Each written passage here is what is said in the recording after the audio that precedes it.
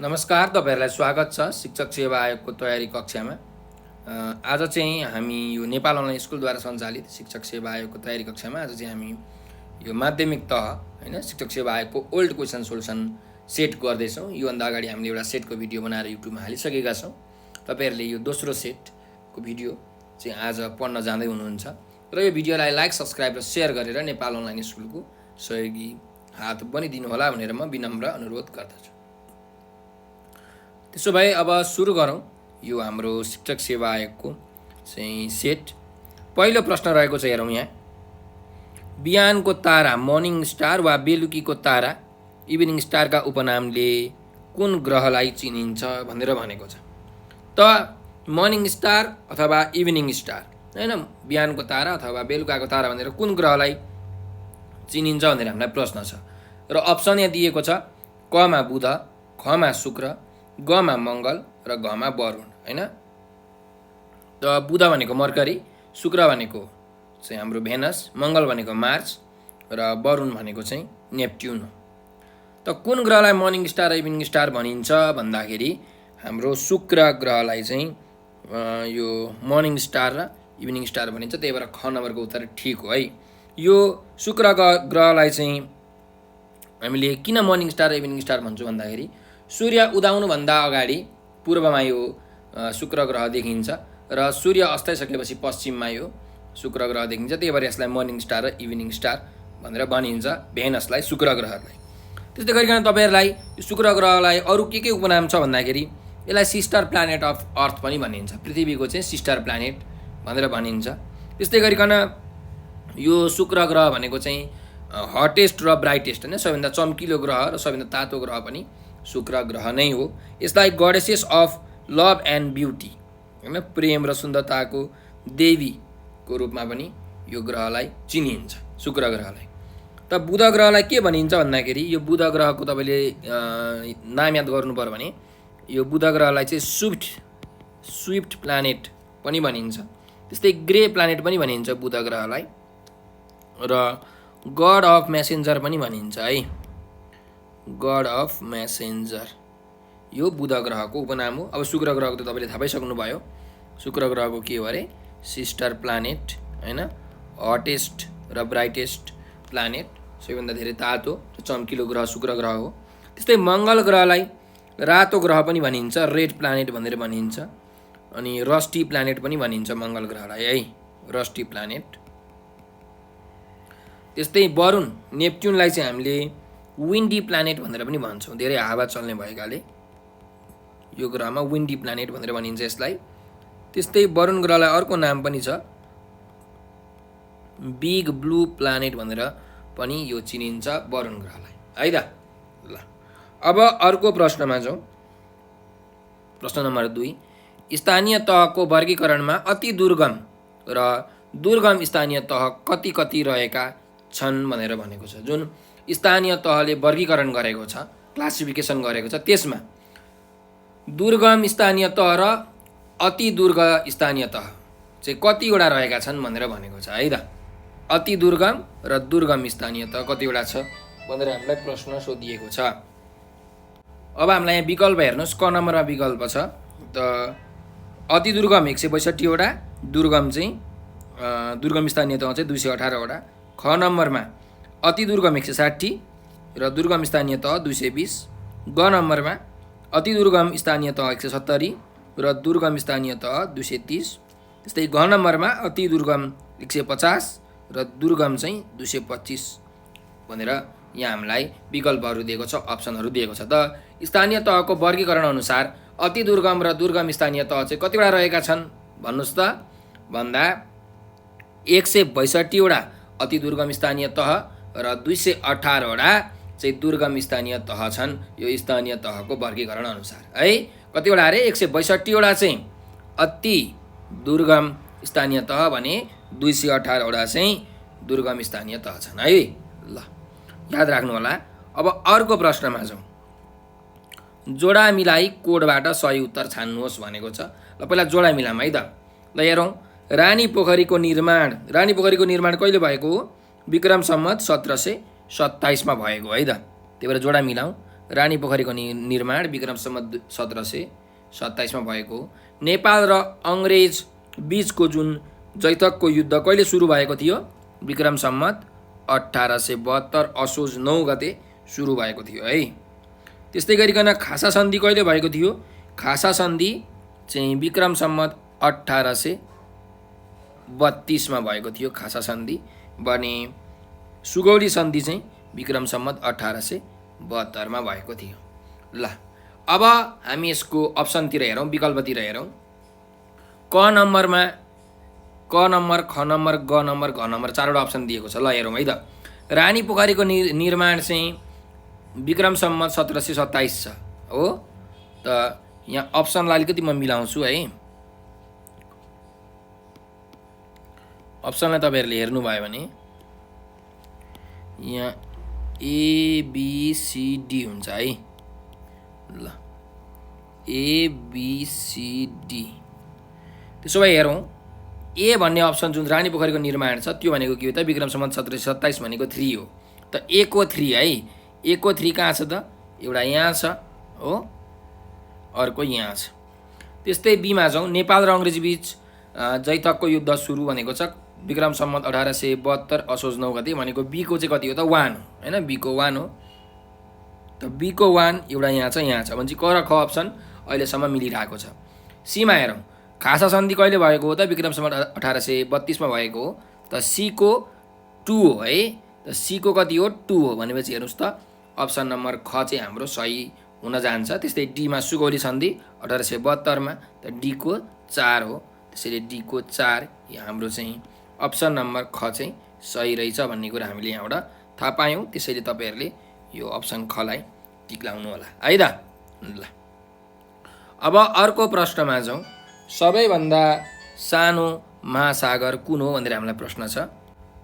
सबैभन्दा सानो महासागर है, ओसियन चाहिँ कुन हो भनेर हामीलाई प्रश्न सोधिएको छ। कमा प्रशान्त महासागर, खमा कुमेरु महासागर, गमा सुमेरु महासागर र घमा हिन्द महासागर छ। सबैभन्दा सानो महासागर कुन हो भन्दा सुमेरु महासागर चाहिँ सबैभन्दा सानो महासागर हो। त्यसै गरिकन सबैभन्दा ठुलो महासागर चाहिँ कुन हो त भन्दा सबैभन्दा ठुलो महासागर चाहिँ प्रशान्त महासागर हो, पेसिफिक ओसियन हो है। यो पनि तपाईँलाई कहिलेकाहीँ प्रश्न सोध्न सक्छ। अब अर्को प्रश्नमा जाउँ। पछिल्लो पटक आरोहणका लागि खुल्ला गरिएको हिमाल कुन हो भनेर भनेको छ। जुन अन्तिम पटक आरोहणको लागि कुन हिमाल चाहिँ खुल्ला गरिएको थियो भनेर हामीलाई यो प्रश्न सोधिएको छ। कमा जुगाल हिमाल, खमा अन्नपूर्ण हिमाल, गमा माछापुच्छ्रे हिमाल र घमा गौरी शङ्कर हिमाल छ। त कुन हिमाल चाहिँ अन्तिम पटक आरोहणको लागि खुल्ला गरिएको हो भन्दा जुगल हिमाल है। जुगल हिमाल चाहिँ सबैभन्दा अन्तिममा यो 4वटा अप्सन मध्ये सबैभन्दा अन्तिममा चाहिँ आरोहणको लागि खुल्ला गरिएको थियो। त अब हामीलाई यसो गरौँ न त, यी 4वटा हिमाल चाहिँ कुन कुन जिल्लामा पर्छन्, यिनीहरूको उचाइ पनि कति कति हो त्यसको विषयमा पनि अलिकति जानकारी लिउँ। त जुगल हिमाल भनेको सिन्धुपाल्चोक जिल्लामा पर्छ है। सिन्धुपाल्चोक जिल्लामा पर्छ। त्यस्तै गरिकन यो जुगल हिमालको उचाइ चाहिँ 3800 मिटर छ है, समुद्री सतहबाट 3800 मिटर। त्यस्तै गरिकन अन्नपूर्ण हिमाल चाहिँ कास्की जिल्लामा पर्छ र यसको उचाइ पनि कति छ भन्दाखेरि 8091 मिटर छ है। 8091 मिटरको चाहिँ अग्लो हिमाल छ यो अन्नपूर्ण हिमाल। त्यस्तै ग नम्बरमा जाउँ। माछापुच्छ्रे हिमाल छ। माछापुच्छ्रे हिमाल चाहिँ कुन जिल्लामा छ भन्दा कास्की जिल्लामा छ। यो पनि कास्की जिल्लामै पर्छ र यसको उचाइ चाहिँ 6997 मिटर छ समुद्री सतहबाट। भने अर्को जुन गौरीशङ्कर हिमाल छ, गौरीशङ्कर हिमाल चाहिँ दोलखा जिल्लामा पर्छ र यसको समुद्री सतहबाट उचाइ चाहिँ 7134 मिटर छ है। यो गौरीशङ्कर हिमाल 7134 मिटर अग्लो छ। त यो तपाईँहरूलाई प्रश्न सोध्न सक्छ कि यी हिमालहरू कुन कुन चाहिँ जिल्लामा पर्छन् भनेर पनि कहिलेकाहीँ प्रश्न सोध्छ र यी हिमालहरूका उचाइहरू कति हुन् भनेर पनि तपाईँहरूलाई प्रश्न सोध्न सक्छ। त्यही भएर मैले तपाईँहरूलाई यहाँ लेखिदिएको है त। ल भनेपछि हामीले के बुझ्यौँ भन्दाखेरि यो प्रश्नबाट चाहिँ पहिलोपटक आरोहणका लागि खुल्ला गरेको हिमाल कुन रहेछ त? जुगल हिमाल रहेछ है। अन्नपूर्ण, माछापुच्छ्रे, गौरीशङ्कर होइन, जुगल पछिल्लो भनेको चाहिँ अन्तिम पटक भनेर भन्न खोजेको। अर्को प्रश्नमा जाउँ। 6 नम्बरको प्रश्न छ। 2077 सालको जगदम्बा श्री पुरस्कार कसलाई प्रदान गरियो भनेर भनेको छ। जुन हाम्रो नेपालमा चाहिँ जगदम्बाश्री पुरस्कार दिइन्छ। यो चाहिँ 2077 सालमा कसलाई दिइयो भनेर हामीलाई प्रश्न सोधिएको छ। त यसमा अप्सनहरू दिएको छ हामीलाई, यो विकल्पहरू दिएको छ।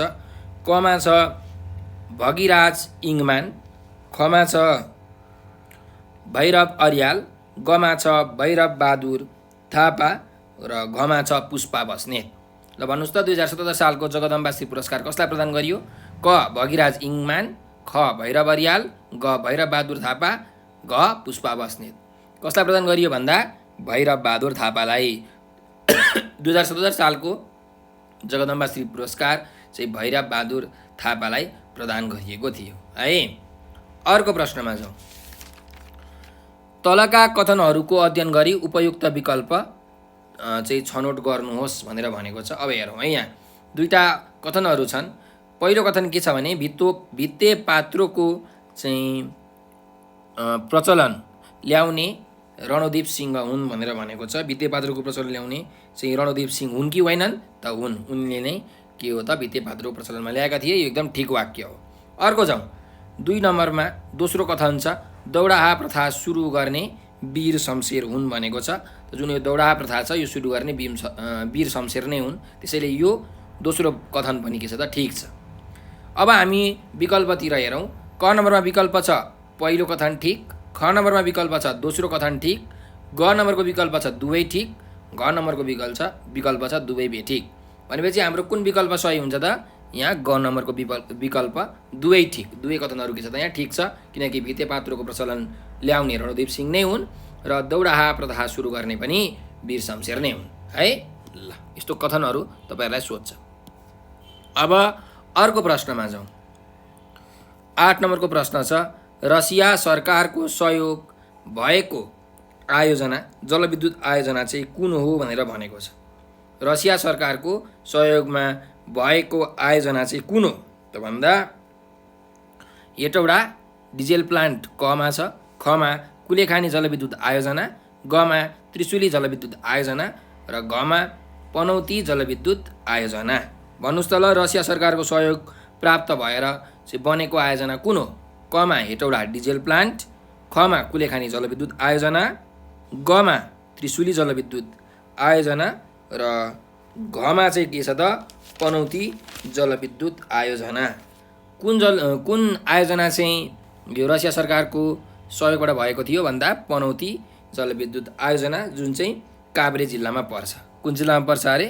काभ्रे जिल्लामा पर्छ। कहिलेका तपाईँलाई यो प्रश्न पनि सोध्छ कि पनौती जलविद्युत आयोजना कुन जिल्लामा पर्छ त काभ्रे जिल्लामा पर्छ। र यो जलविद्युत आयोजनाको जुन क्षमता छ यो चाहिँ 2.4 मेगावाट हो है। 2.4 मेगावाट चाहिँ यसको इन्स्टल्ड क्यापेसिटी हो पनौती जलविद्युत आयोजनाको।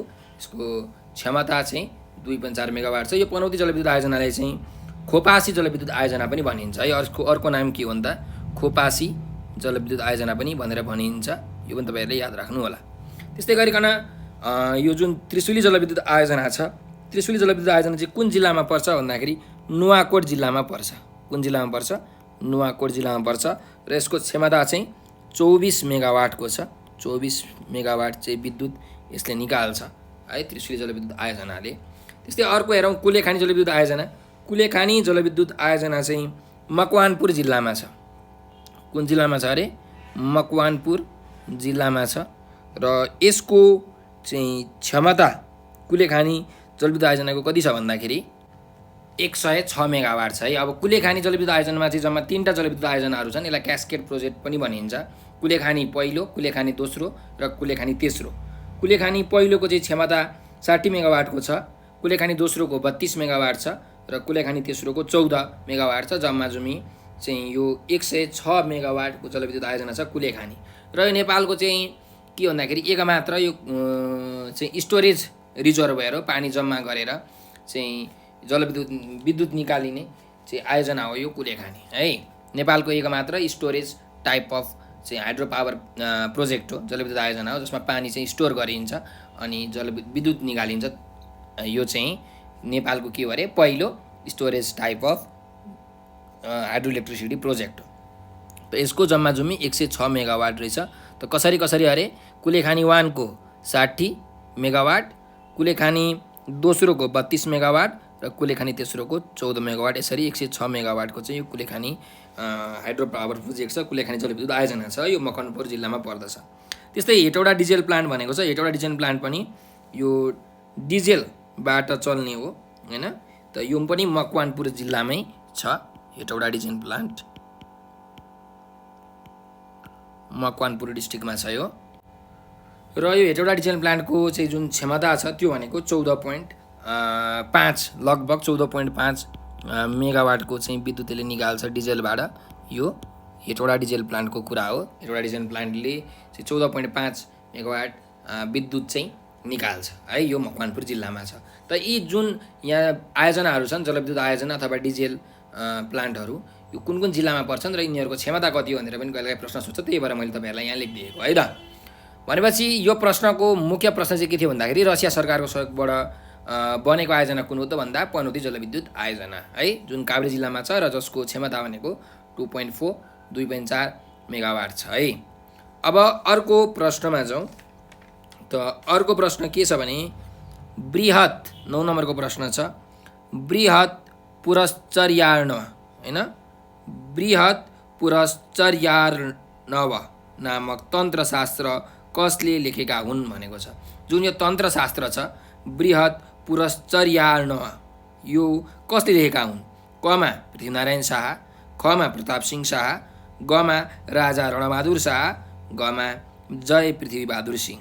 त यो तन्त्रशास्त्र कसले लेखेका हुन्? बृहत पुरस्चर्यार्णव भन्ने जुन तन्त्रशास्त्र छ कसले लेखेका हुन्? पृथ्वीनारायण शाहले, प्रताप सिंह शाहले, राजा रणबहादुर शाहले र जय पृथ्वीबहादुर सिंह। यो चारवटा हामीलाई विकल्प दिएको छ। त कसले लेखेका हुन् भन्दा प्रताप सिंह शाहले चाहिँ यो बृहत पुरस्चर्यार्णव नामक तन्त्रशास्त्र लेखेका हुन् है त। अब अर्को प्रश्नमा जाउँ। निरन्तरता वा पुनर्बलबाट सिकाइ ड्यास र ड्यास बीचको सवाल वा मुद्दा हो भनेर भनेको छ। त हामीलाई यहाँ के प्रश्न हो भने खासमा जुन यो सिकाइ छ, निरन्तरताबाट जुन सिकाइ सिकिन्छ हैन, त्यो कसको मुद्दा हो र पुनर्बलबाट जुन सिकाइ सिकिन्छ त्यो कसको मुद्दा हो भनेर हामीलाई भनेको छ है प्रश्नले। निरन्तरता कुनै पनि काम निरन्तर गरियो भने हामीले सिक्छौँ भन्ने यो सवाल, यो मुद्दा कसको हो र पुनर्बलबाट जुन हामीले कुराहरू सिक्छौँ त्यसको मुद्दा, त्यसको सवाल कसको हो, कुन वैज्ञानिकको भनेर हामीलाई प्रश्न हो। कमा छ स्किनर र गेग्ने, खमा छ प्याभलभ र स्किनर, गमा छ प्याभलभ र थर्नडाइक, घमा छ स्किनर र कोलर। ल भन्नुहोस् त निरन्तरता वा पुनर्बलबाट चाहिँ यो जुन सिकाइ छ यो कसको र कसको बीचको सवाल हो अथवा मुद्दा हो? कमा स्किनर र गेग्ने, खमा प्याभलभ र स्किनर, गमा प्याभलभ र थर्नडाइक, घमा स्किनर र कोलर। भन्दा हाम्रो प्याभलभ र कसको त स्किनर बीचको मुद्दा हो। प्याभलभले चाहिँ निरन्तरताबाट हामीले सिक्छौँ भनेर भन्नुभएको थियो भने स्किनरले चाहिँ पुनर्बलबाट हामीले चाहिँ कुराहरू सिक्छौँ भनेर भन्नुभएको थियो। त्यही भएर प्याभलभ र स्किनर बीचको चाहिँ के हो त यो सवाल हो, निरन्तरता र पुनर्बलबाट सिकाइ भन्ने है, प्याभलभ र स्किनर। ल अब अर्को प्रश्नमा जाउँ। नेपालमा अक्षराङ्कन पद्धतिमा कहिलेदेखि 20 भन्दा कम प्रतिशतलाई ई ग्रेडमा ग्रेडिङ गर्न सुरु गरिएको हो भनेर भनेको छ। त जुन नेपालमा ग्रेडिङ सिस्टम छ हैन, ABCD भन्ने ग्रेडिङ सिस्टम तपाईँले सुन्नुभएको होला। एउटा ई भन्ने ग्रेडिङ सिस्टम पनि छ हैन।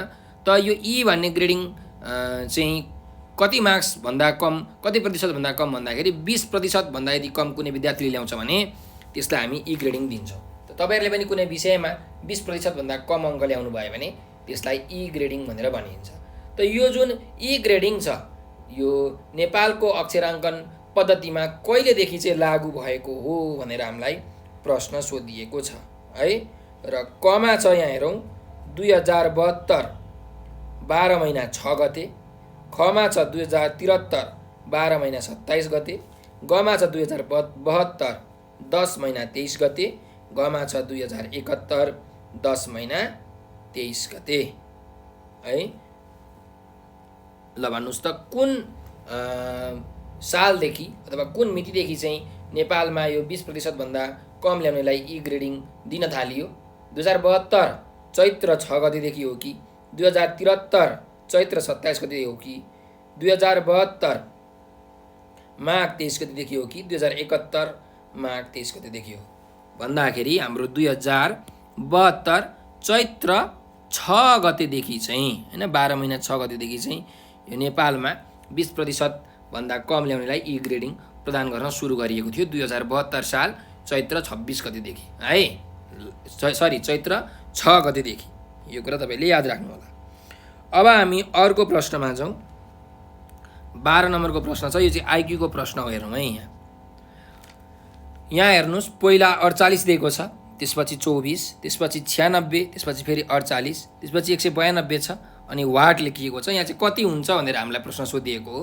यहाँ कमा छ 76, खमा छ 90, गमा छ 96 र घमा छ 98। ल भन्नुस् त यसमा अन्तिममा कति हुन्छ त? त्यो हामीले अब पत्ता लगाउनु पर्ने छ है। अब यहाँ कति हुन्छ भन्ने कुरा चाहिँ हामीले एउटा प्याटर्न हेर्नु पर्यो। त्यो प्याटर्नबाट हामीले थाहा पाउँछौँ है त। जस्तो कि यहाँ हेर्नुहोस् यो प्रश्नमा प्याटर्न के छ त भन्दाखेरि हेरौँ है। सुरुमा 48 छ, त्यसपछि के भएको छ त 24 भएको छ। भनेपछि के भएको छ सुरुमा यहाँ 2 ले भागा गरेको छ है। 48 लाई 2 ले भागा गर्नु भने 24 हुन्छ। त्यसपछि 24 बाट कति भएको छ 96 भएको छ। 24 बाट 96 कसरी हुन्छ त? 24 लाई तपाईले यदि 4 ले गुणन गर्नुभयो भने कति हुन्छ त 96 हुन्छ। 24 चौको 96। फेरि हेर्नुभयो भने तपाईले 96 बाट 48 भएको छ त कसरी भएको हो? 96 लाई 2 ले गुणन गर्नुभयो भने 2 ले भागा गर्नुभयो भने 48 हुन्छ र यो 48 बाट फेरि 192 भएको छ।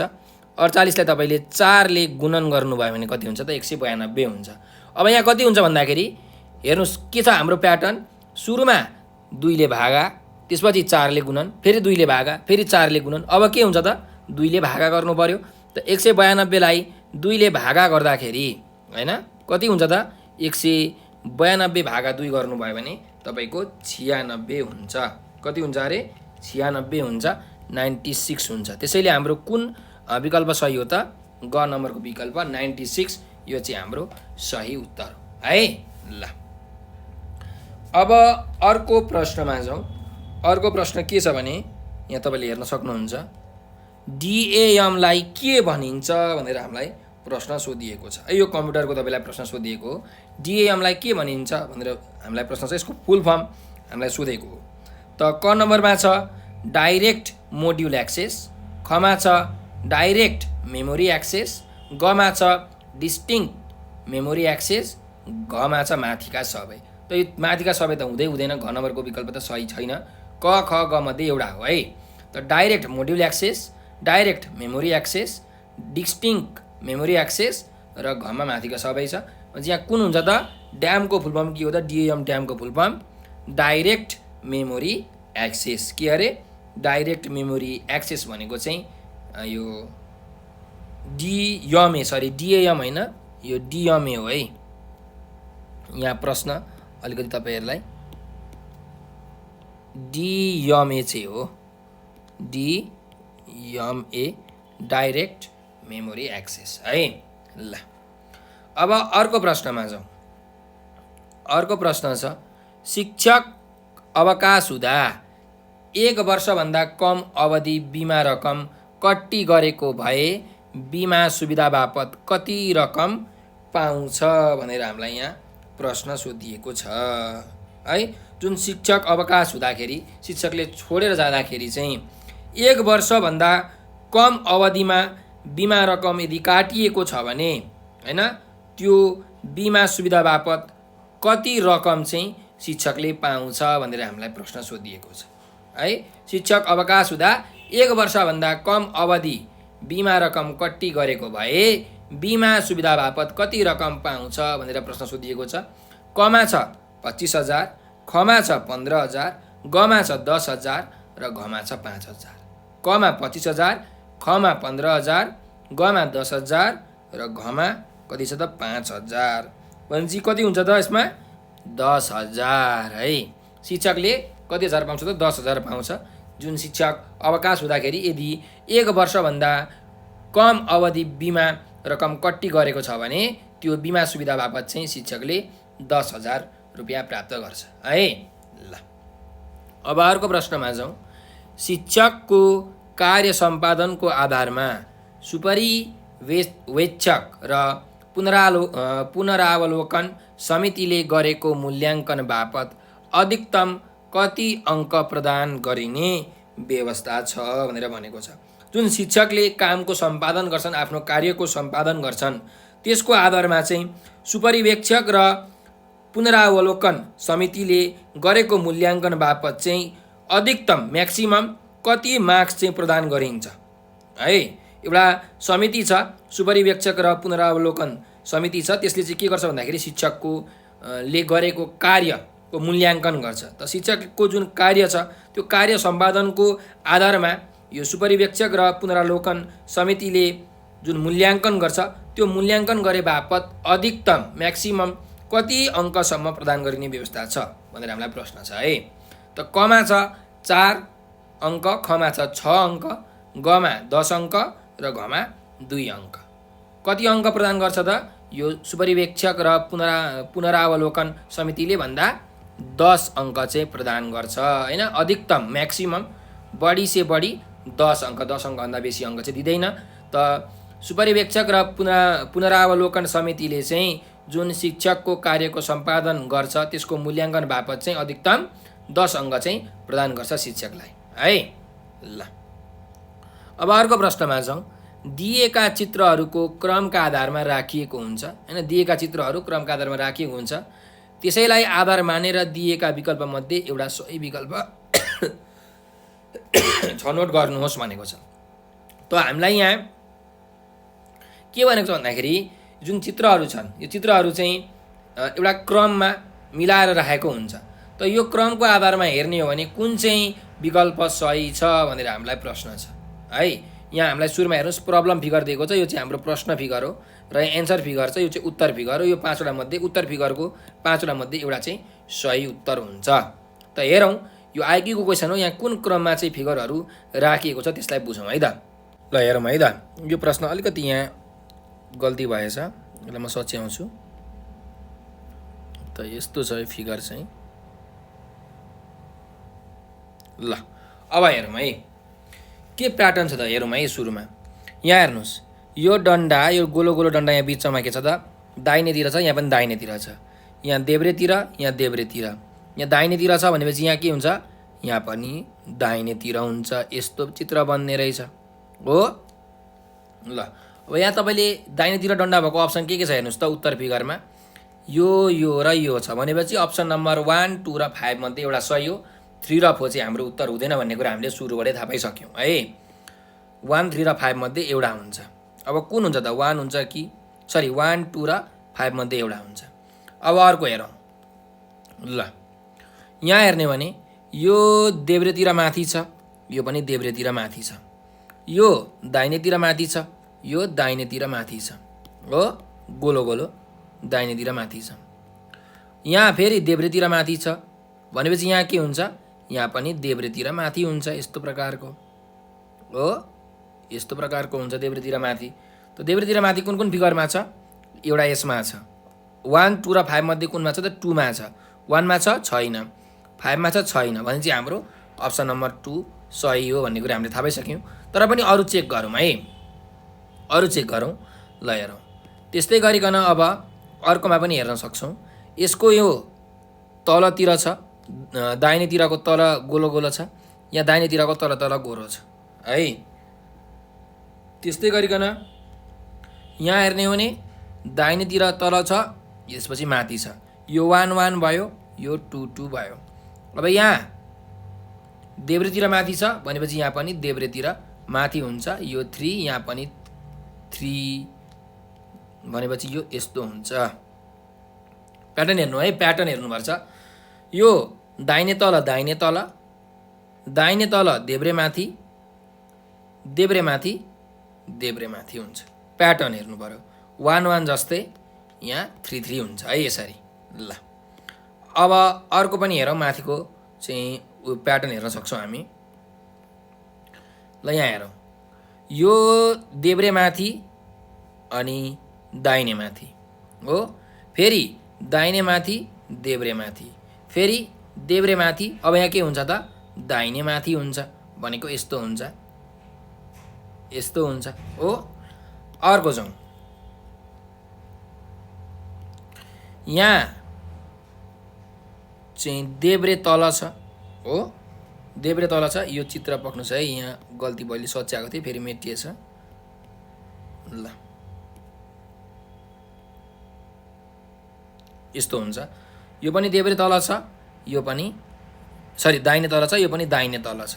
त्यसपछि देब्रे माथि, देब्रे माथि छ हो, मिलिरहेछ 1 1, यो 2 2। अब यहाँ हेर्नु भने चाहिँ दाहिने तल छ भनेपछि यहाँ पनि के हुन्छ त दाहिने तल नै हुन्छ, यस्तो प्रकारको हुन्छ हो। यो चाहिँ हाम्रो फिगर भयो, यो पछि आउने फिगर, यो छैटौँ फिगर यस्तो हुन्छ। त यो फिगरसँग मिल्ने फिगर कुन छ त हाम्रो 2 नम्बरको फिगर छ, दोस्रो फिगर छ। त्यही भएर हाम्रो दोस्रो फिगर चाहिँ एकदम ठिक छ भनेर हामीले यहाँ भन्न सक्छौँ है ल। त यो भयो आइक्यूको क्वेसन। यसरी तपाईँहरूले प्याटर्न हेरेर तपाईँले थाहा पाउनु पर्यो कि कुन चित्र सही छ भनेर। अब अर्को प्रश्नमा जाउँ। अर्को प्रश्नमा चाहिँ के यहाँ भनेको छ भन्दाखेरि एडगर डेलको सिकाइ पिरामिड अनुसार समूहमा छलफल मार्फत सिकाइ गर्दा औसत कति प्रतिशत धारणा दर पाइएको उल्लेख गरेका छन् भनेर हामीलाई प्रश्न छ। जुन एडगर डेलको सिकाइ पिरामिड छ, एउटा उनको चाहिँ सिकाइको पिरामिड छ एडगर डेलको, त्यो सिकाइ पिरामिडको अनुसार चाहिँ हैन समूहमा छलफल गरेर सिकाइ गर्दाखेरि चाहिँ औसत एभरेजमा कति प्रतिशत धारण दर पाइएको चाहिँ उल्लेख गरेका छन् भनेर उसले भनेको छ। कति प्रतिशत चाहिँ मान्छेहरूले त्यो सिकाइहरू चाहिँ धारण गर्छन् भनेर भनेको हो। कमा छ 30%, खमा छ 50%, गमा छ 70% र घमा छ 75%। ल भन्नुहोस् त, जुन यो एडगर डेलको सिकाइ पिरामिड अनुसार चाहिँ समूहमा छलफल गरेर सिकाइ गर्दाखेरि औसत कति प्रतिशत चाहिँ विद्यार्थीहरूले धारण गर्ने जुन दर छ त्यो पाइएको छ। कमा 30%, खमा 50%, गमा 70% र घमा 75%। त कति प्रतिशत 50% है। 50% कुरा चाहिँ छलफल मार्फत विद्यार्थीहरूले यो धारण गर्न सक्दो रहेछन् एडगर डेलको सिकाइ पिरामिड अनुसार है ल। अब अर्को प्रश्नमा जाउँ। अर्को प्रश्नमा 18 नम्बरको प्रश्नमा के छ भने कुन जोड गलत छ भनेर भनेको छ है। कुन जोड चाहिँ गलत छ, क ख ग घ मध्ये कुन जोड चाहिँ हाम्रो गलत छ भनेर हामीले यहाँ लेख्नुपर्ने छ। हेरौँ, कमा छ राधी सानो। यो राधी सानो भन्ने खोला चाहिँ कुन लमजुङ जिल्लामा पर्छ भनेर भनेको छ है। राधी सानो लमजुङ भनेको छ, यो ठिक छ कि छैन भन्दा ठिक छ। जुन सानो राधी भन्ने खोला छ त्यो चाहिँ लमजुङ जिल्लामा पर्छ। त्यस्तै डम्बर खोला ए भनेर भनेको छ बागलुङ। यो डम्बर खोला ए चाहिँ बागलुङ जिल्लामा पर्छ कि पर्दैन त, यो पनि बागलुङ जिल्लामा पर्छ, यो पनि ठिक चाहिँ छ। अर्को जाउँ, ड्यारी खोला सिन्धुपाल्चोक भनेको छ। ड्यारी खोला सिन्धुपाल्चोकमा छ कि छैन, यो ड्यारी खोला भनेको सिन्धुपाल्चोकमै छ। अन्तिममा छ माई खोला, यहाँ गोर्खा भनेको छ, यो चाहिँ गलत छ है। माई खोला चाहिँ गोर्खामा छैन, यो झापा जिल्लामा छ। कहाँ छ अरे, झापामा छ, त्यही भएर यो गलत हो। त्यसैले कुन जोडा गलत छ भन्दा घ नम्बरको जोडा चाहिँ गलत छ। त्यही भएर तपाईँले यसमा सही चिन्ह लाउनु पर्यो। कुन जोडा गलत छ भनेर भनेको छ नि त हामीलाई, त्यसैले घ नम्बरको चाहिँ हाम्रो के छ त गलत छ है त। अर्कोमा जाउँ, राष्ट्रिय गौरवका आयोजनाको बारेमा विचार गर्नुहोस् भनेको छ। जुन हामीलाई यहाँ आयोजना दिएको छ, यो आयोजनामध्ये राष्ट्रिय गौरव आयोजनाहरू छन् यहाँ सबै। त यसको बारेमा अब विचार गरौँ है। यहाँ हामीलाई 4वटा चाहिँ भनाइहरू छ हैन, 4वटा कथनहरू दिएको छ। 1 नम्बरको कथन छ पुष्पलाल लोकमार्गलाई मध्य पहाडी राजमार्ग पनि भनिन्छ। दोस्रो कथन छ पुष्पलाल लोकमार्गको लम्बाइ 1879 किलोमिटर रहेको छ। तेस्रो भनाइ छ पुष्पलाल लोकमार्गमा बन्ने नयाँ सहर 10वटा छन्। र 14औं नम्बरमा छ पुष्पलाल लोकमार्गले काठमाडौँलाई छुन्छ भनेर भनेको छ। त अब हामीलाई यहाँ के विकल्प दिएको छ भन्दा कमा 1 पहिलो र दोस्रो ठिक, खमा पहिलो दोस्रो र तेस्रो ठिक, ग नम्बरमा चाहिँ सबै ठिक र घ नम्बरमा एक मात्र ठिक भनेर भनेको छ। ल ल भन्नुहोस् त यो कुन कुन ठिक हो भन्दा हेरौँ है। पुष्पलाल लोकमार्ग पुष्पलाल लोकमार्गलाई मध्य पहाडी राजमार्ग पनि भनिन्छ कि भनिँदैन? भनिन्छ, त्यही भएर यो ठिक वाक्य हो। पुष्पलाल लोकमार्गको लम्बाइ 1879 किलोमिटर रहेको छ, यो पनि ठिक बनाइयो। पुष्पलाल लोकमार्गले बन्ने नयाँ सहर 10वटा छन्, यो पनि ठिक बनाइयो। पुष्पलाल लोकमार्गले काठमाडौँलाई छुन्छ भनेको छ, पुष्पलाल लोकमार्गले काठमाडौँलाई चाहिँ छुँदैन, त्यही भएर यो गलत वाक्य हो। भनेपछि पहिलो, दोस्रो र तेस्रो वाक्य चाहिँ ठिक हो। त्यसो भए हाम्रो कुन विकल्प सही हुन्छ त? ख नम्बरको विकल्प, पहिलो, दोस्रो र तेस्रो ठिक भन्ने विकल्प चाहिँ हाम्रो सही हो, बाँकीहरू गलत हो है त। ल अब अर्को प्रश्नमा जाउँ। 10औं राष्ट्रिय कर दिवसको नारा तल मध्येको कुन हो भनेर भनेको छ है। जुन कर दिवस हुन्छ त्यो 10औं राष्ट्रिय कर दिवसको नारा चाहिँ कुन हो भनेर हामीलाई यहाँ प्रश्न सोधिएको छ। क नम्बरमा छ स्वैच्छिक कर सहभागितामा अभिवृद्धि, सुशासन, विकास र समृद्धि। ख नम्बरमा छ स्वच्छ, पारदर्शी र प्रविधि मैत्री कर प्रशासन, विकास, समृद्धि र सुशासन। ग नम्बरमा छ स्वच्छ कर प्रशासन, विकास र सुशासन। र घ नम्बरमा छ कर चर्चा घर घरमा गरौँ, कर तिरौँ, राष्ट्र निर्माण अभियानमा सहभागी बनौँ भनेर यहाँ 4वटा हामीलाई वाक्यहरू दिएका छन्। त यी 4वटा वाक्यमध्ये 10औं राष्ट्रिय कर दिवसको नारा कुन हो त भन्नुहोस् त भन्दा पहिलो स्वैच्छिक कर सहभागितामा अभिवृद्धि, सुशासन, विकास र समृद्धि भनेर भनेको छ है। यो चाहिँ हाम्रो के हो त? 10औं राष्ट्रिय कर दिवसको नारा हो। आफूले स्वइच्छाबाट चाहिँ हामीले कर तिर्नुपर्छ, कर सहभागितामा अभिवृद्धि गराउनुपर्छ, सुशासनको विकास र समृद्धि हुन्छ भन्ने चाहिँ यो 10औं राष्ट्रिय कर दिवसको नारा हो है। ल अब अर्को प्रश्नमा जाउँ। अर्को प्रश्न छ प्रश्न नम्बर 21। सबैका लागि शिक्षा सम्बन्धी डकार घोषणाको पहिलो लक्ष्य के हो भनेको छ है। ड्यास हो, खाली ठाउँ छ। जुन सबैका लागि शिक्षा भन्ने एउटा घोषणा छ, डकार घोषणा हो, यसको पहिलो लक्ष्य चाहिँ के हो भनेर हामीलाई प्रश्न सोधिएको छ। कमा छ निरक्षरता न्यूनीकरण, खमा छ गुणस्तरमा सुधार, गमा छ प्रारम्भिक बाल अवस्था सुधार र घमा छ सबैका लागि शिक्षामा पहुँच भनेर भनेको छ। ल भन्नुहोस् त यो जुन सबैका लागि शिक्षा सम्बन्धी जुन डकार घोषणा छ यसको पहिलो लक्ष्य के हो त? निरक्षरता न्यूनीकरण हो कि, गुणस्तरमा सुधार हो कि, प्रारम्भिक बाल्य अवस्थामा सुधार हो कि सबैका लागि शिक्षामा पहुँच हो भन्दा प्रारम्भिक बाल्य अवस्थामा चाहिँ सुधार होइन। जुन बालकहरूको अवस्था हुन्छ, सुरुको अवस्था, त्यसमा चाहिँ हामीले सुधार गर्नुपर्छ भनेको चाहिँ के हो त? यो डकार घोषणाको पहिलो लक्ष्य हो है। त्यही भएर यसमा ग नम्बरको विकल्प सही छ। अर्कोमा जाउँ। दैनिक पाठ्य योजनामा प्रयोग गरिने मूल्याङ्कनको साधन कस्तो प्रकृतिको हुनु उपयुक्त छ भनेर भनेको छ। जुन दिनदिनै एउटा योजना हुन्छ, पाठको योजना हो, त्यसमा प्रयोग गरिने जुन मूल्याङ्कनको साधन चाहिँ कस्तो प्रकृतिको हुनुपर्छ भनेर हामीलाई प्रश्न सोधेको है। त क नम्बरमा छ शिक्षण क्रियाकलाप अनुरूपको हुनुपर्छ, खमा विद्यार्थीको सक्षम अनुकूलको हुनुपर्छ, गमा विषयवस्तुको प्रकृति अनुसारको हुनुपर्छ र घमा प्रयोग गरिएका सामग्री अनुकूलको हुनुपर्छ भनेर भनेको छ। त दैनिक पाठ योजनामा प्रयोग गरिने मूल्याङ्कनको साधन कस्तो हुनुपर्छ त भन्दा फेरि एकचोटि सुन्नुहोस्। शिक्षण क्रियाकलाप अनुरूपको हुनुपर्छ, खमा विद्यार्थीको क्षमता अनुकूलको हुनुपर्छ, गमा विषयवस्तुको प्रकृति अनुसारको हुनुपर्छ र घमा प्रयोग गरिएका सामग्री अनुकूलको हुनुपर्छ भनेको छ। त कुन हुनुपर्छ भन्दा ग नम्बरको जुन विषयवस्तु छ त्यो विषयवस्तुको प्रकृति अनुसारको चाहिँ के हुनुपर्छ त? यो दैनिक पाठ योजनामा प्रयोग गरिने मूल्याङ्कनको साधन हुनुपर्छ है। विषयवस्तुको प्रकृति अनुसारको मूल्याङ्कन हुनुपर्छ है। ल अब अर्को प्रश्न जाउँ। यो आइक्यूको प्रश्न छ 23 नम्बरको। अगाडि दिएको चित्रको जोडाको बनोट जस्तै गरी बनेको चित्र दिएका विकल्पहरूमध्येबाट छान्नुहोस् भनेको छ।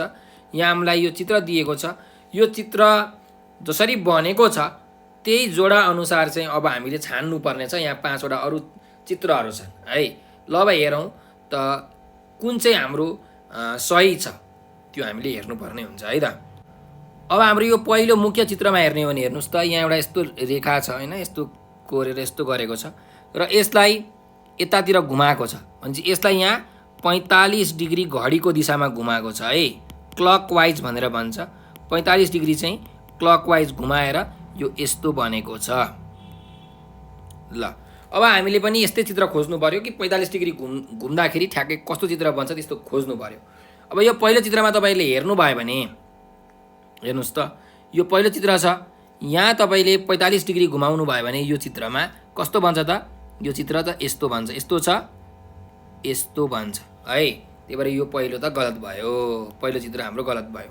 दोस्रोमा हेरौँ, यहाँ एउटा यो ट्रायङ्गल दिएको छ, त्रिभुज दिएको छ, यसलाई 45 डिग्री घुमाउँदा कस्तो बन्छ त, यस्तो छ है, यसलाई 45 डिग्री घुमाउँदाखेरि यो यस्तो बन्छ। त यहाँ यो त यसरी दिएको छ, यो त 90 डिग्री घुमेको हो, त्यही भएर यो दोस्रो अप्सन पनि गलत छ है। अर्कोमा जाउँ, यो फिगर हेर्नुहोस्, यो फिगरलाई 45 डिग्री क्लकवाइज घुमाउँदा कस्तो हुन्छ, घडीको दिशातर्फ 45 डिग्री घुमाउँदा कस्तो हुन्छ त, यो यस्तो हुन्छ है। तर यहाँ फिगर अर्को दिएको छ, त्यही भएर यो पनि गलत उत्तर हो, 3 नम्बरको पनि हाम्रो गलत हुन्छ।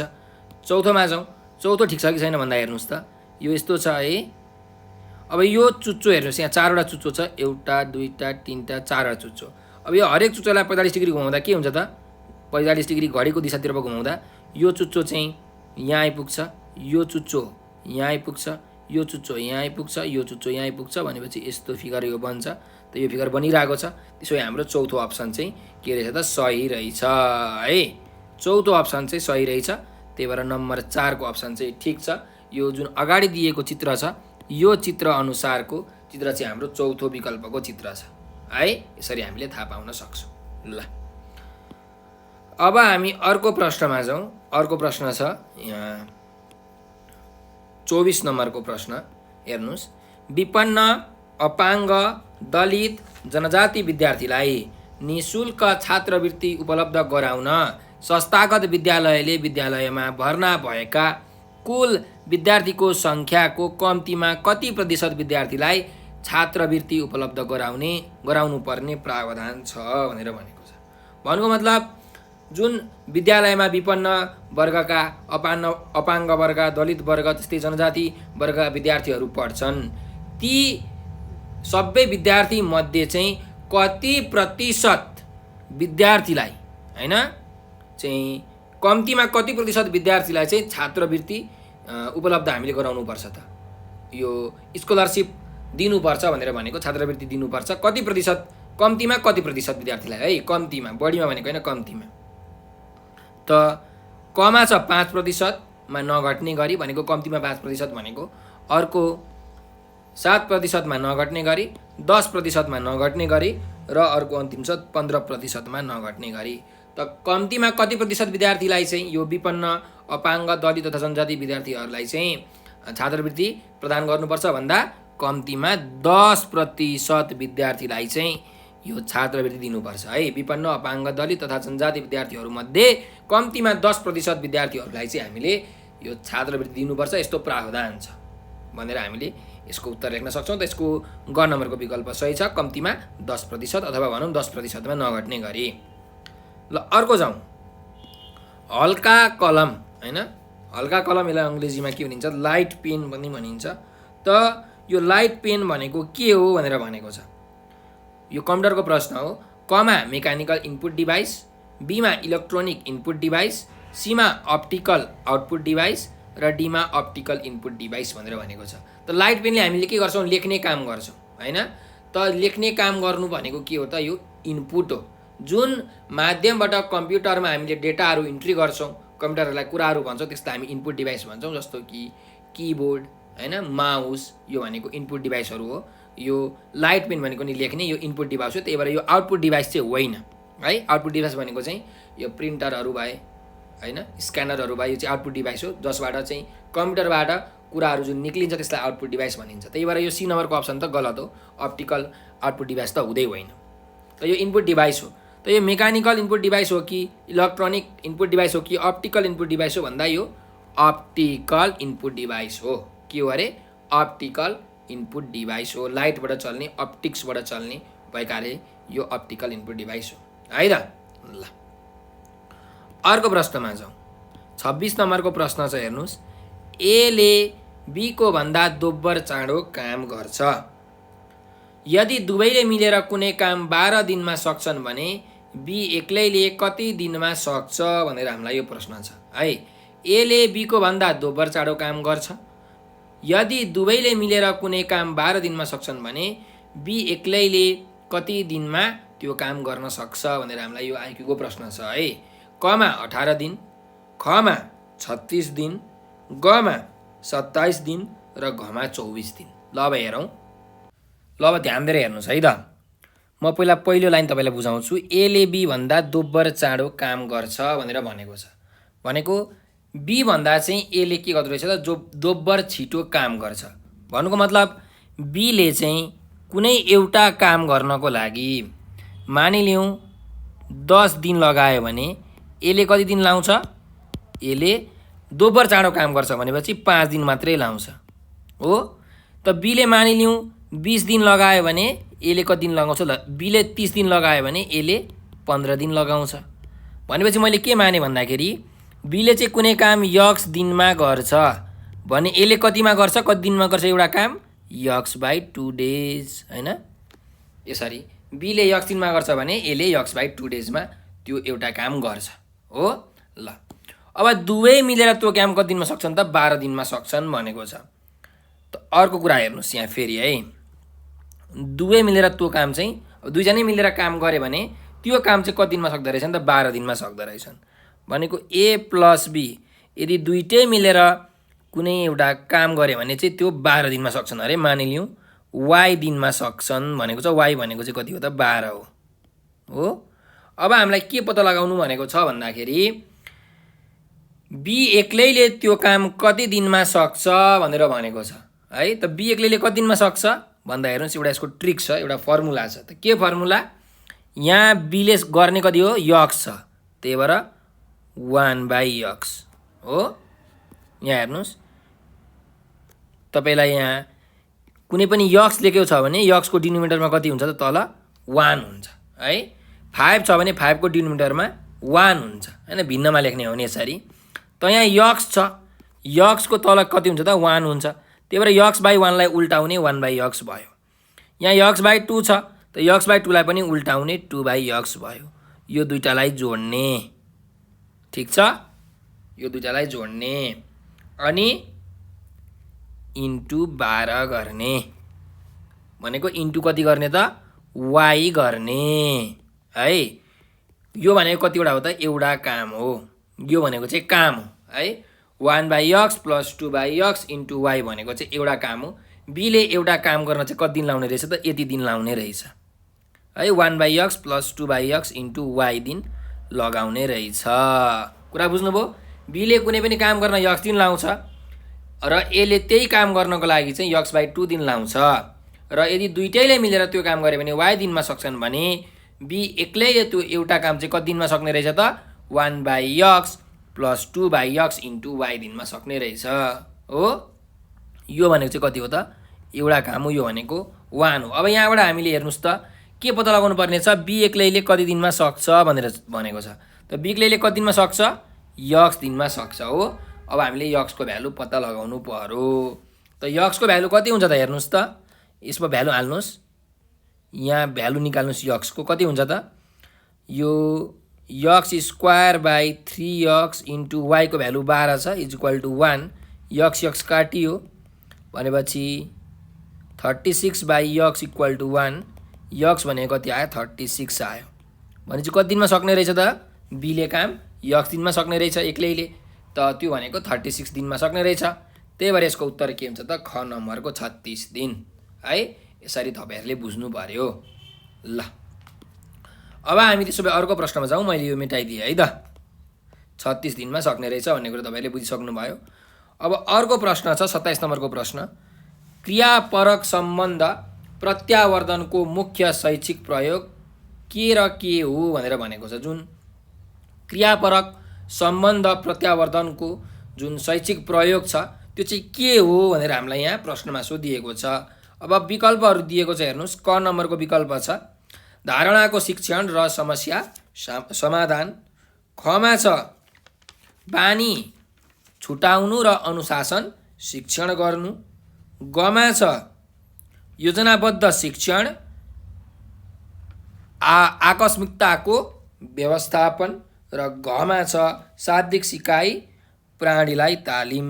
ल भन्नुहोस् यो क्रियापरक सम्बन्ध प्रत्यावर्तनको मुख्य शैक्षिक प्रयोग के हो त भन्दा धारणाको शिक्षण र समस्याको समाधान हो कि बानी छुटाउनु र अनुशासनको शिक्षण गर्नु हो कि योजनाबद्ध शिक्षण आकस्मिकताको व्यवस्थापन हो कि शाब्दिक सिकाइ र प्रणालीको तालिम हो। के हो भन्दा ग नम्बरको है योजनाबद्ध शिक्षण योजना बनाएर चाहिँ सिकाउनुपर्छ र आकस्मिकताको व्यवस्थापन आकस्मिक अवस्थाहरूलाई चाहिँ हामीले व्यवस्थापन गर्नुपर्छ। यो भनेको चाहिँ क्रियापरक सम्बन्ध प्रत्यावर्तनको जुन मुख्य शैक्षिक प्रयोगहरू हुन् है।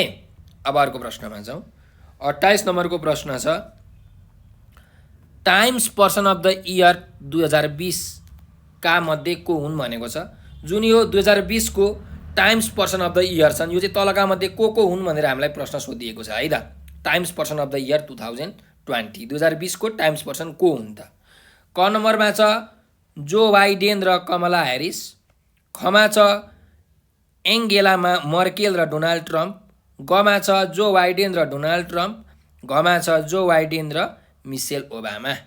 त को हुन् times person of the year 2020 भनेको चाहिँ जो बाइडेन र कमला ह्यारिस हुन्। जो बाइडेन भनेको चाहिँ अमेरिकाको राष्ट्रपति र कमला ह्यारिस भनेको चाहिँ अमेरिकाको भाइस प्रेसिडेन्ट उपराष्ट्रपति हुन्। यिनीहरूलाई चाहिँ जो बाइडेन र कमला ह्यारिसलाई चाहिँ 2020 को times person of the year भनेर हामीले भन्न सक्छौँ, यसरी चिन्न सक्छौँ है।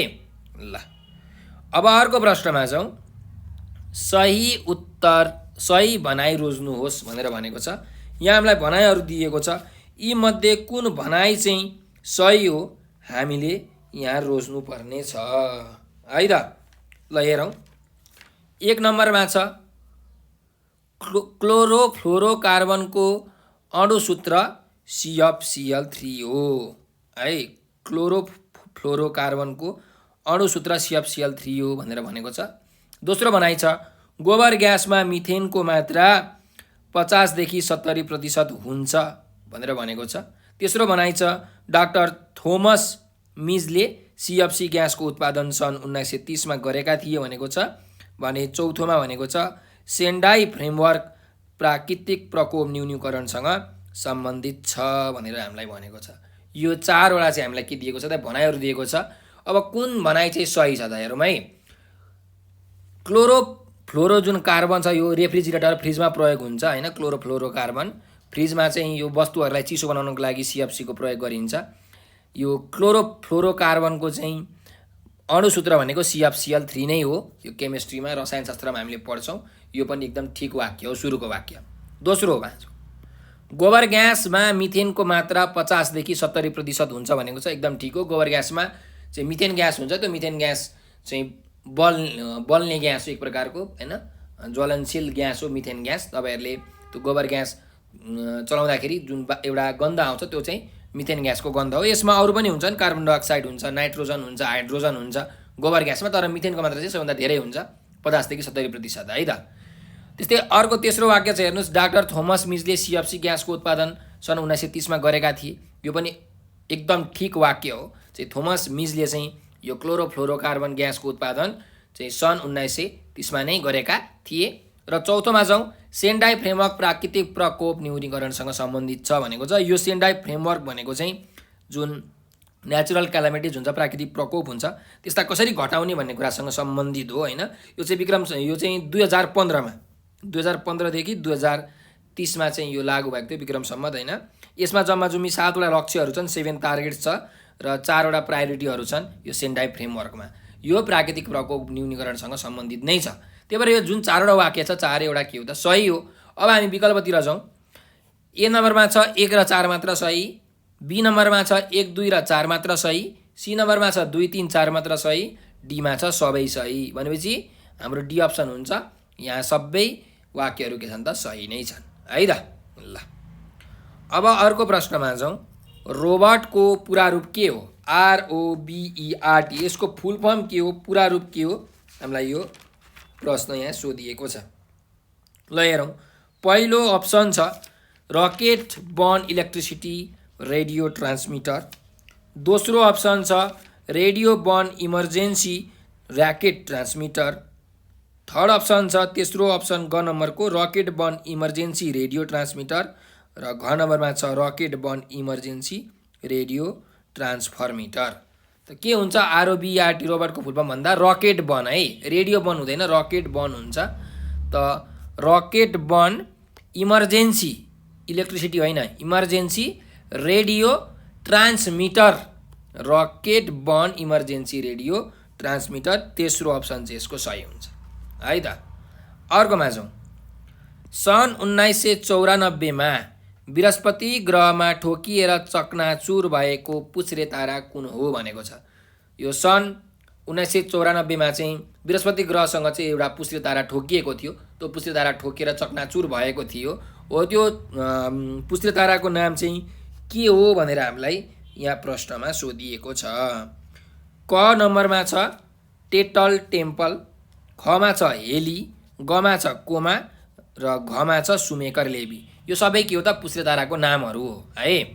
टेटल टेम्पल भन्ने पुच्छ्रे तारा बृहस्पति ग्रहमा ठोकिएर चकनाचुर भएको हो कि, हेली पुच्छ्रे तारा हो कि, कोमा पुच्छ्रे तारा हो कि, सुमेकर लेबी पुच्छ्रे तारा हो भन्दा कुन हो, सुमेकर लेबी भन्ने पुच्छ्रे तारा चाहिँ सन् 1994 मा बृहस्पति ग्रहमा ठोकिएर चकनाचुर भएको थियो है। ल अर्को प्रश्नमा जाउँ, जोडा मिलाई कोडबाट सही उत्तर छान्नुहोस् भनेर भनेको छ।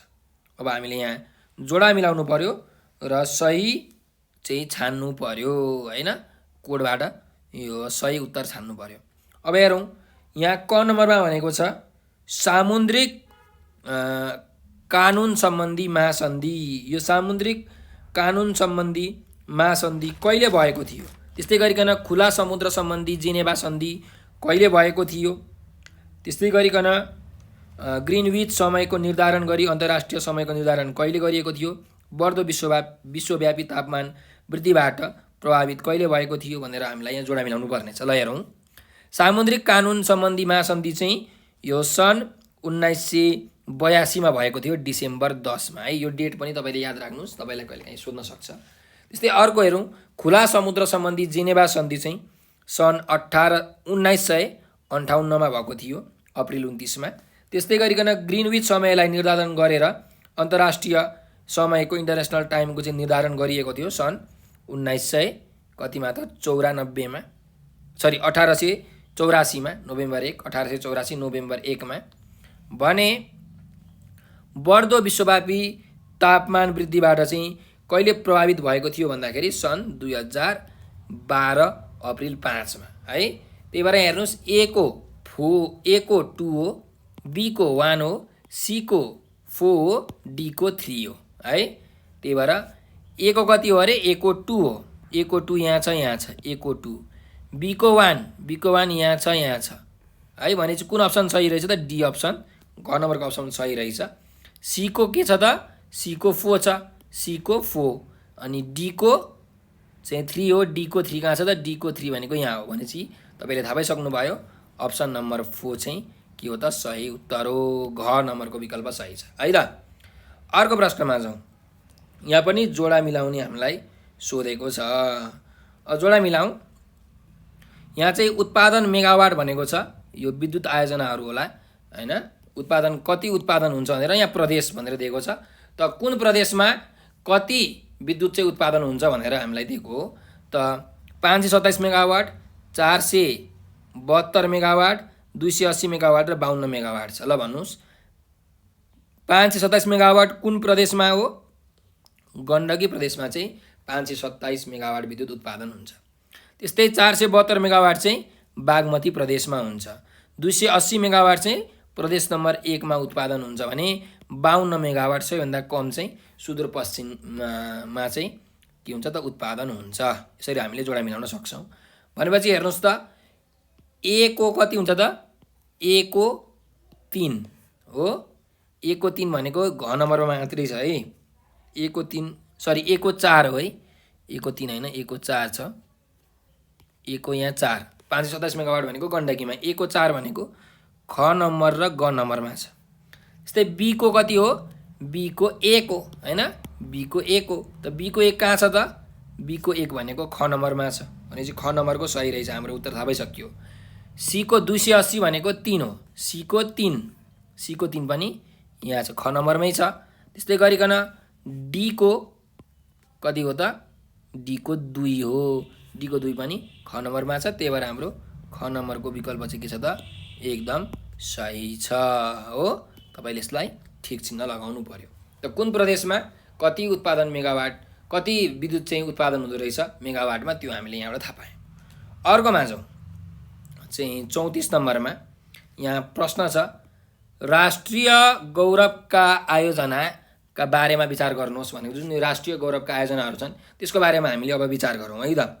ल हेर्नुहोस्, 1 नम्बरमा छ पुष्पलाल लोकमार्गलाई मध्य पहाडी राजमार्ग पनि भनिन्छ। पुष्पलाल यो अघि हामीले हेरिसकेको है, माथिको प्रश्न हो। भन्छ यहाँ कुन चाहिँ ठिक छैन भन्दाखेरि पुष्पलाल लोकमार्गले काठमाडौँलाई छुन्छ भन्ने चाहिँ यो के छ त, बेठिक छ। 4 नम्बरको चाहिँ बेठिक छ, बाँकी सबै वाक्यहरू ठिक छन्, त्यही भएर दोस्रो अप्सन यसमा सही हुन्छ। यो अघि भर्खर हामीले माथि हेरिसकेका छौँ है यो प्रश्न। अर्कोमा जाउँ, संयुक्त राष्ट्रसङ्घले सन् 2021लाई कुन वर्षको रूपमा मनाइरहेको छ, जुन 2021 छ होइन एडी, यसलाई चाहिँ युनाइटेड नेसनले, संयुक्त राष्ट्रसङ्घले चाहिँ कुन वर्षको रूपमा मनाइरहेको छ भनेर हामीलाई यहाँ प्रश्न सोधेको हो है।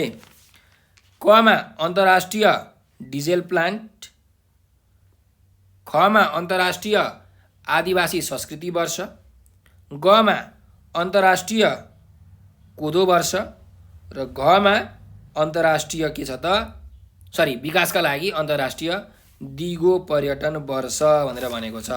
त संयुक्त राष्ट्रसङ्घले 2021लाई कुन वर्षको रूपमा मनाइरहेको छ भन्नुहोस् त। फेरिचोटि तपाईँले अप्सन सुन्नुहोस्।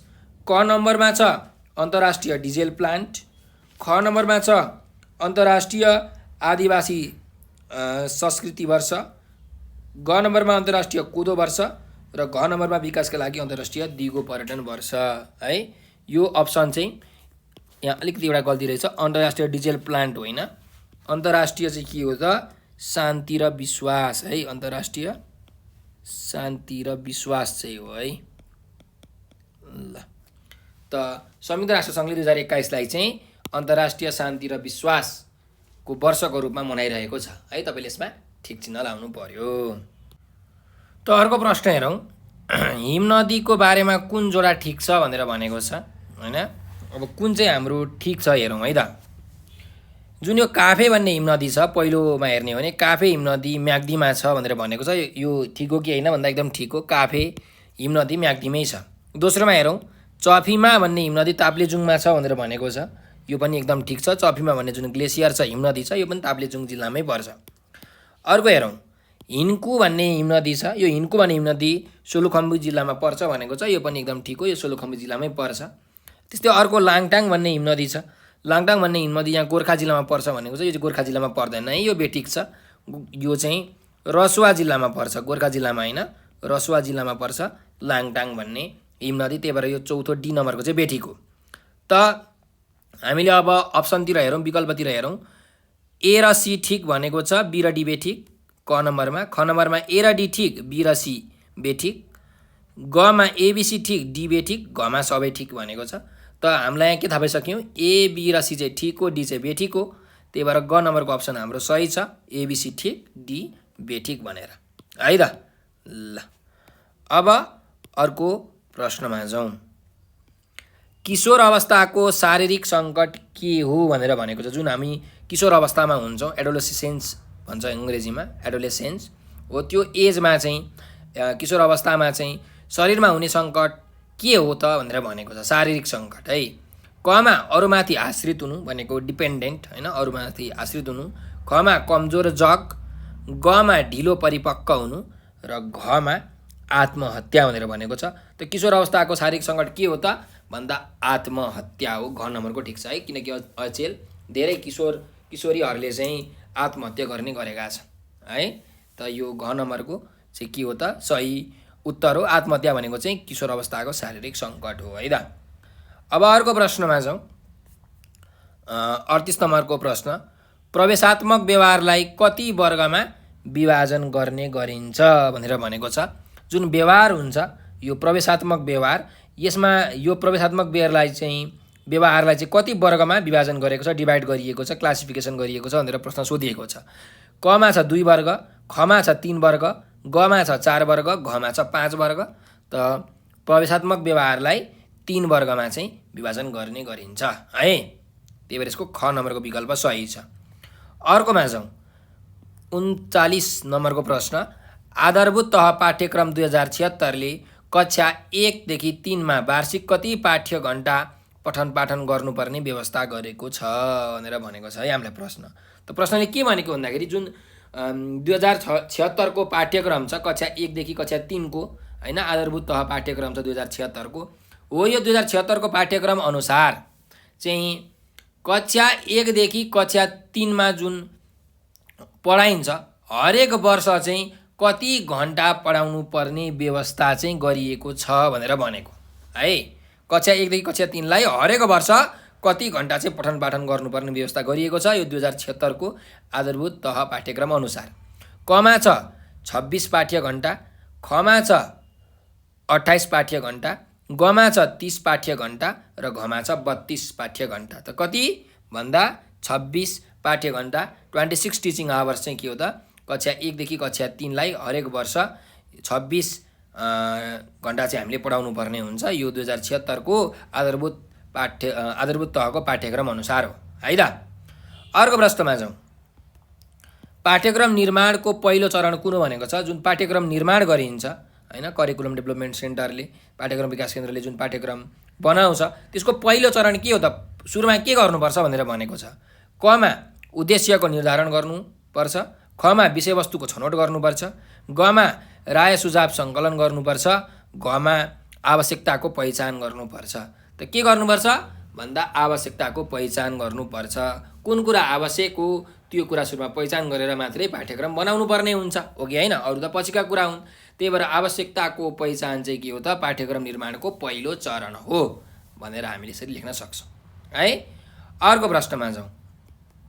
विद्यालयमा व्यक्तिगत तहमा देखिएको द्वन्द्वलाई व्यवस्थापन गर्ने क्रममा कुन कुरा गरिनु उपयुक्त हुँदैन भनेर भनेको छ है। जुन विद्यालयमा चाहिँ व्यक्तिगत तहमा द्वन्द्वहरू पर्छन् हैन, त्यो द्वन्द्वलाई व्यवस्थापन गर्ने क्रममा चाहिँ तलका मध्ये कुन कुरा चाहिँ गर्नु हुँदैन अथवा कुन कुरा गर्दा चाहिँ नराम्रो हुन्छ, कुन कुरा गर्नु चाहिँ उपयुक्त हुँदैन भनेर हामीलाई प्रश्न सोधिएको छ। त कमा सकारात्मक सोच राख्ने काम गर्नु उपयुक्त हुँदैन कि द्वन्द्वका खमा छ द्वन्द्वका मुख्य कारण पहिचान गरी त्यसलाई व्यवस्था गर्ने, गमा एक समयमा एक विषय केन्द्रित हुने, घमा पहिले सजिलो विषयको समाधान खोज्ने भनेर भनेको छ। त के हुन्छ त हेर्नुस् त, विद्यालयमा व्यक्तिगत तहमा देखिएको द्वन्द्वलाई व्यवस्थापन गर्ने क्रममा कुन काम चाहिँ गर्नु हुँदैन भन्दा द्वन्द्वको मुख्य कारण पहिचान गरेर त्यसलाई व्यवस्था गर्ने काम चाहिँ गर्नु हुँदैन हैन। सकारात्मक सोच राख्ने काम गर्नुपर्छ, एक समयमा एक विषयमा केन्द्रित हुने गर्नुपर्छ, पहिले सजिलो विषयको समाधान गर्न खोज्नुपर्छ, त्यसपछि गाह्रो विषयको समाधान गर्ने हो। तर द्वन्द्वका प्रमुख कारण पहिचान गरेर त्यसलाई व्यवस्था गर्ने काम चाहिँ गर्नु हुँदैन है। त्यही भएर यो ख नम्बरको चाहिँ ठिक छ, किनकि हामीलाई के भनेको छ भन्दाखेरि कुन काम चाहिँ गर्नु उपयुक्त हुँदैन भनेर भनेको छ। त व्यवस्था गर्ने काम चाहिँ गर्नु उपयुक्त हुँदैन, वास्ता गर्नुपर्छ है। ल अर्को प्रश्नमा जाउँ। 42 नम्बरको प्रश्न छ, शिक्षणको पेशागत विकास प्रारूप 2072 अनुसार कस्ता शिक्षकहरूका लागि पुनर्ताजगी तालिम दिन सकिन्छ भनेर हामीलाई यहाँ प्रश्न सोधिएको छ। त जुन पुनर्ताजगी तालिम छ त्यो चाहिँ कस्ता शिक्षकहरूलाई दिइन्छ। यो 2072 को शिक्षणको पेशागत विकास प्रारूप अनुसार है, 2072 को शिक्षणको पेशागत विकास प्रारूप अनुसार चाहिँ कस्ता शिक्षकहरूका लागि चाहिँ पुनर्ताजगी तालिम दिन सकिन्छ भन्ने हामीलाई प्रश्न हो है। कमा छ नवप्रवेशी शिक्षकहरूलाई, खमा छ प्रमाणीकरण तालिम पाइसकेका शिक्षकहरूलाई, गमा छ अस्थायी र करार शिक्षकहरूलाई, घमा छ प्रमाणीकरण तालिमका अवसर नपाएका शिक्षकहरूलाई भनेर भनेको छ। त कस्ता शिक्षकहरूलाई चाहिँ यो पुनर्ताजगी तालिम दिइन्छ भन्दा प्रमाणीकरण तालिम पाइसकेका जुन शिक्षकहरू छन् तिनीहरूलाई चाहिँ पुनर्ताजगी तालिम दिने गरिन्छ है। पुनर्ताजगी तालिम दिन सकिन्छ अथवा दिने गरिन्छ 2072 को शिक्षणको पेशागत विकास प्रारूप अनुसार है त। अर्को प्रश्नमा जाउँ। 43 नम्बरको प्रश्न छ शिक्षणको सिकाइ भए झै उपचारको के हुन्छ भनेर हामीलाई प्रश्न छ। शिक्षा भनेको के हो त? सिकाइ हो हैन। शिक्षा गर्नु भनेको चाहिँ सिकाइ गर्नु हो, सिकाउनु हो। भने जस्तै उपचारको के हो? कमा विषेक, खमा डाक्टर, गमा औषधि, घमा रोग भनेको छ। त हेर्नुस् त शिक्षाले सिकाइन्छ भने उपचारले के गरिन्छ त? सन्चो पारिन्छ भनेको विषेक गरिन्छ। विषेक भनेको सन्चो, त कमा के हुन्छ? विषेक हुन्छ है। शिक्षणको सिकाइ जस्तै उपचारको के हुन्छ? विषेक हुन्छ। शिक्षणको शिक्षक जस्तै उपचारको डाक्टर हुन्छ है। यसरी बुझ्नु पर्यो। शिक्षणको चाहिँ विषय जस्तै उपचारको औषधि हुन्छ, यसरी बुझ्नु पर्यो है त। ल अर्को प्रश्नमा जाउँ। 44 नम्बरको प्रश्न छ आलुको मूल्य प्रति केजी 40 बाट बढेर ₹50 पुग्यो भने कति प्रतिशतले वृद्धि भएको हुनुपर्छ भनेर हामीलाई यहाँ प्रश्न छ। जुन आलुको मूल्य छ त्यो चाहिँ प्रति केजी 40 थियो अरे सुरुमा, अनि पछि चाहिँ बढेर प्रति केजी 50 पुग्यो भनेपछि कति प्रतिशतले बढ्यो भनेर भनेको छ हैन। त प्रतिशत वृद्धि भनेको के हुन्छ? पर्सेन्टेज इन्क्रिज भनेको हैन। यसलाई अङ्ग्रेजीमा पर्सेन्टेज इन्क्रिमेन्ट अथवा इन्क्रिज भनिन्छ। यो भनेको चाहिँ के भनेको भन्दाखेरि बढेको मूल्य भागा सुरुको मूल्य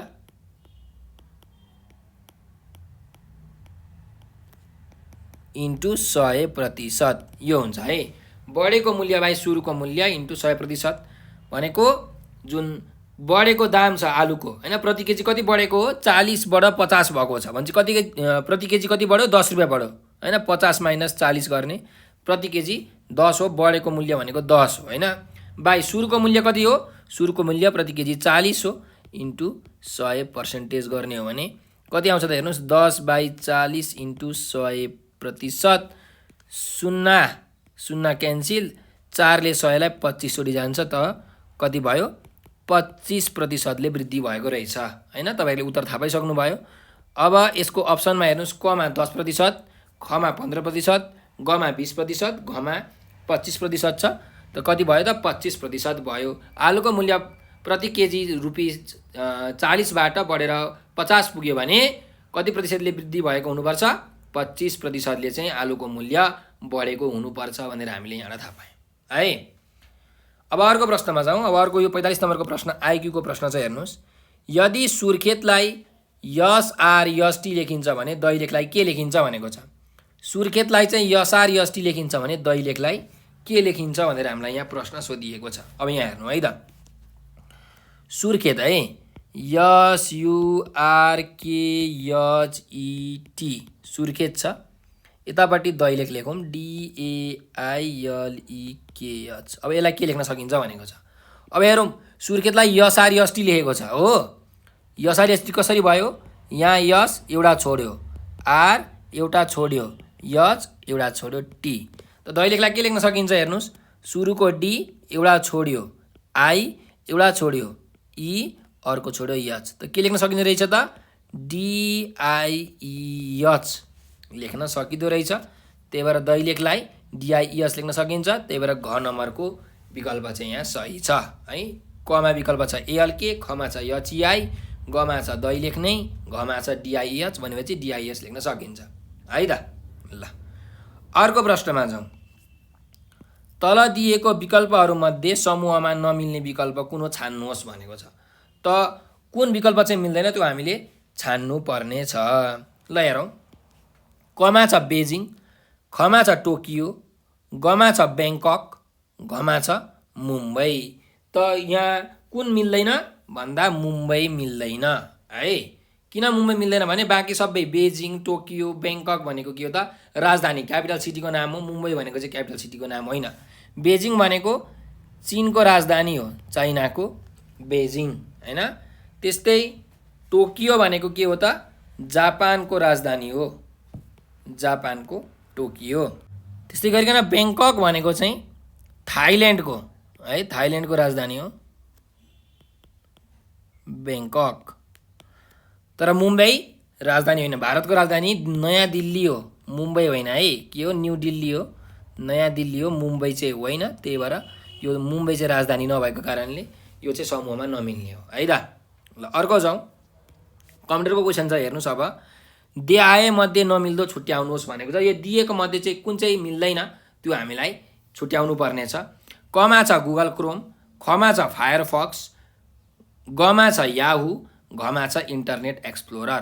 त कुन नमिल्ने हो? एकदम सजिलो छ, याहू नमिल्ने हो। किनकि Google Chrome, Firefox, internet explorer भनेको ब्राउजरहरू हो होइन, यहाँबाट हामीले जे पनि खोल्न सक्छौँ। तर याहू भनेको ब्राउजर होइन, यो चाहिँ एउटा हामीलाई के हो त भन्दाखेरि वेबसाइट जस्तो हो है याहू भनेको। त्यसैले यो याहू चाहिँ मिल्दैन, अरू सबै वेब ब्राउजरहरू हुन्। अर्कोमा जाउँ, 48मा जाउँ। देश निकाला विरुद्धको हक नेपालको संविधानको कुन धारामा उल्लेख भएको छ भनेर हामीलाई यहाँ प्रश्न सोधिएको छ है। जुन नेपालको संविधानमा चाहिँ के छ भन्दाखेरि देश निकाला विरुद्धको हक छ है। कुनै पनि मान्छेहरूलाई चाहिँ देश निकाला गर्न पाइँदैन भन्ने एउटा हक छ, अधिकार छ। हो त्यो अधिकार चाहिँ नेपालको संविधानको कुन धारामा उल्लेख गरिएको छ भनेर हामीलाई प्रश्न सोधिएको छ।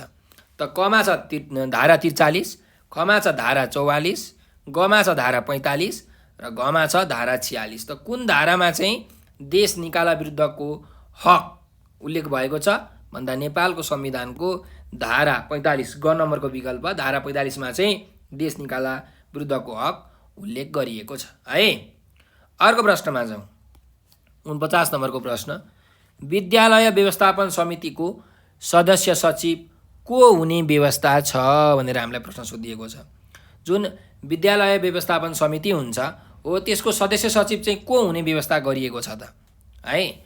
कमा छ त्यो विद्यालयको प्रधानाध्यापक प्रिन्सिपल, खमा छ विद्यालय निरीक्षक, गमा छ अभिभावकहरूले छानेको व्यक्ति र घमा छ शिक्षकहरूले आफूहरूमध्येबाट छनौट गरेको व्यक्ति। त को हुन्छ सदस्य सचिव भन्दा विद्यालय व्यवस्थापन समितिको सदस्य सचिव जहिले पनि विद्यालयको प्रिन्सिपल प्रधानाध्यापक नै हुने व्यवस्था छ है। ल अब अर्को प्रश्नमा जाउँ, अन्तिम प्रश्न छ। शिक्षा विज्ञान तथा प्रविधि मन्त्रालयले वैकल्पिक प्रणालीबाट विद्यार्थीको सिकाइ सहजीकरण निर्देशिका कहिले जारी गरेको हो भनेर भनेको छ। जुन एउटा यहाँ शैक्षिक सङ्गठन छ शिक्षा विज्ञान तथा प्रविधि मन्त्रालय, यसले चाहिँ यो वैकल्पिक प्रणालीबाट चाहिँ वैकल्पिक सिस्टमबाट चाहिँ विद्यार्थीहरूको सिकाइ सहजीकरण निर्देशिका कहिले जारी गरेको थियो भनेर भनेको छ है। कमा छ 2077 2 महिना 18 गते, खमा छ 2077 3 महिना 1 गते, गमा छ 2077 3 महिना 18 गते, घमा छ 2077 4 महिना 1 गते। भनेपछि विज्ञान तथा प्रविधि मन्त्रालयले वैकल्पिक प्रणालीबाट विद्यार्थीको सिकाइ सहजीकरण निर्देशिका कहिले जारी गरेको हो भन्दा 2077 जेठ 18 गते है। 2077 2 महिना 18 गते चाहिँ शिक्षा विज्ञान तथा प्रविधि मन्त्रालयले वैकल्पिक प्रणालीबाट चाहिँ विद्यार्थीको सिकाइ सहजीकरण निर्देशिका जारी गरेको हो है। यो कुरा तपाईँले याद राख्नुहोस्, 2077 जेठ 18 गते। ल तपाईँले क नम्बरको विकल्पमा ठिक चिन्ह लगाउनु पर्यो। त यो सँगसँगै हाम्रो यो दोस्रो सेटको सबै प्रश्नहरू हामीले हल गरिसकेका छौँ। तपाईँहरूलाई यो भिडियो कस्तो लाग्यो कमेन्टमा प्रतिक्रिया दिन नबिर्सिनु होला र एउटा नम्बर टिप्नुहोस् 9849595895। तपाईँहरूलाई केही समस्या पर्यो, केही कुरा आएन, बुझ्नु भएन अथवा नेपाल अनलाइन स्कुलको बारेमा केही जानकारी चाहियो, केही जिज्ञासा मनमा उत्पन्न भयो भने यो नम्बरमा तपाईँले भाइबर, व्हाट्सएप र चाहिँ टेलिग्राममा हामीलाई म्यासेज गरेर आफ्नो समस्या व्यक्त गर्न सक्नुहुन्छ। र हाम्रो जुन टिकटक, फेसबुक, ट्विटर, इन्स्टाग्राममा तपाईँहरूले नेपाल अनलाइन स्कुल लेखेर सर्च गर्नुहोस्, त्यहाँ हामीलाई फलो गर्नुहोस्। होइन त्यहाँ हामीले यो लोकसेवा तथा शिक्षक सेवा आयोगका चाहिँ जुन च्याप्टरहरूका भिडियोहरू छन् त्यो बनाएर हालेका छौँ। त्यस्तै गरिकन सेटहरूको क्वेसन पनि हामीले टिकटकमा, फेसबुकमा, ट्विटर अनि इन्स्टाग्राममा चाहिँ हालेका छौँ। तपाईँले त्यहाँ हामीलाई फलो गर्नुभयो भने तपाईँले त्यहाँबाट पनि हामीलाई भिडियो हेर्न सक्नुहुन्छ है, हाम्रो भिडियोहरू हेर्न सक्नुहुन्छ। र हाम्रो भिडियोलाई लाइक, सब्सक्राइब र सेयर गरेर नेपाल अनलाइन स्कुलको सहयोगी हात बनिदिनु होला भनेर विनम्र अनुरोध गर्दै म आज हजुरबाट बिदा लिन चाहन्छु। हजुरहरूले यो भिडियो अन्तिमसम्म हेरिदिनु भएकोमा हजुरलाई हृदयबाट धेरै धेरै धन्यवाद। स्वस्थ रहनुहोस्, व्यस्त रहनुहोस्, मस्त रहनुहोस्।